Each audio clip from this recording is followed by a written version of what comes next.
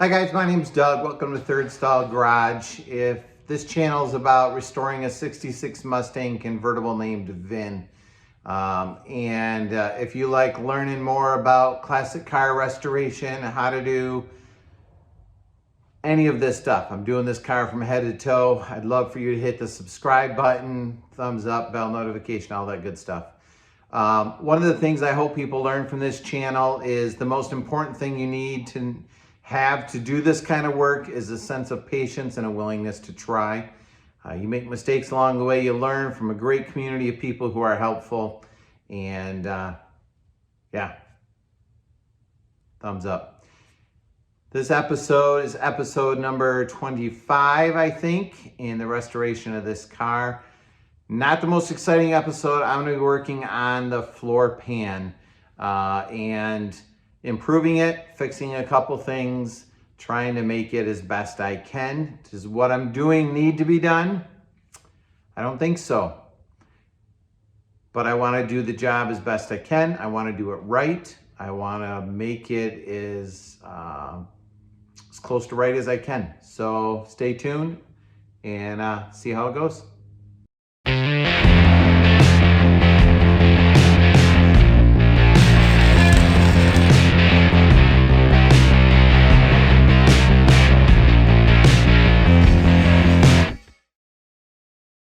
So previous owner did some patches and repairs. You can see that there's two seams there.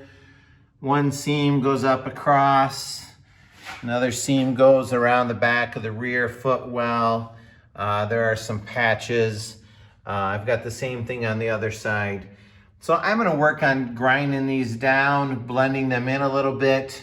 Where there might be pinholes, poor welds, I will re-weld it and just make it look as good as I can.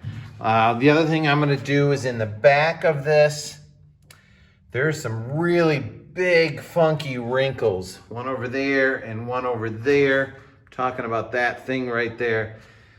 My best guess at this point is that is a really poorly formed repair panel that I'm sure that just sits underneath the seat. Nobody ever sees it.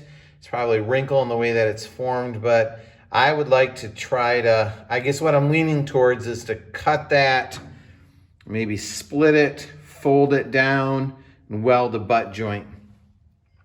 The other thing is I just have a few welds in here that, man, even I can do way better than that. Same thing along this piece here. So I want to redo this. Look at that. I mean, I can sneeze better than that. So I want to redo this brace here. The one over there is not much better. And then I think the floor pan will pretty much be done.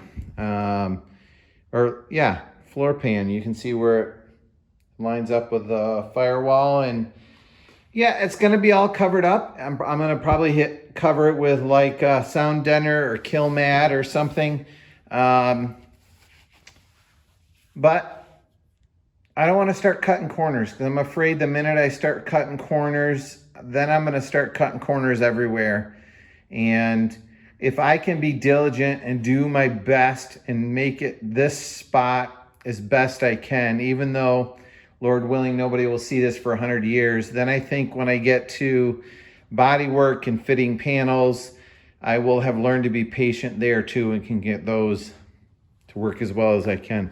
Sorry, I'm ranting a bit now. I'm gonna get started on the other side of this. I'm probably not gonna videotape much of it because, I mean, how boring is that to watch me grind? Watch me grind steel or welds. I should speak carefully. But I'll give you some updates as to how some of it's going along. Like, look at that. Not ideal, unless you're looking for Swiss cheese. So we'll see how good I can make it. Thanks for watching. All right, so night number one, I spent about an hour, hour and a half out here. This is what I accomplished. It's not perfect, but it's better. Night number two, I'm gonna work this direction Took me about an hour and a half to grind that in and blend it in. So I am working on my patience. Let's keep going. 3 hours later, and I've made progress. It looks better. Joints, you know, they don't look factory. There was one weld I didn't grind down there, but overall things are smoother.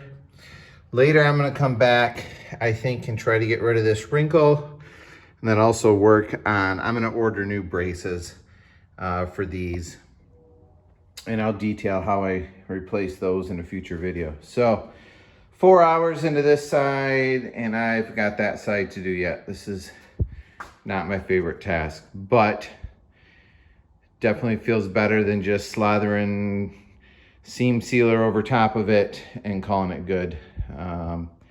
Feels like the right way to do it. Thanks for tuning in. Be back tomorrow, not tomorrow night, the next night. Hey guys, it's Friday afternoon, February 25, and I'm just wrapping up this floor pan cleanup project. Let me show you how it looks. Driver's side is now done, and 2.5 hours later and a bunch of grinding dust later, I'm happy with the way that it looks. I'm content with the way that it looks. I'll give myself 1 thumbs up for this project. I'm gonna come back to this later. I'm gonna order a new brace for there and a new brace for here. I will probably detail out how I brace those and cut it out.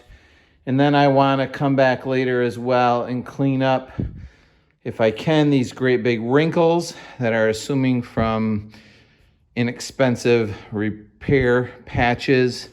And the last thing I wanna do is, I'm still trying to figure it out, there are excess holes in the rear of my floor pan, and then there are a lot of them in my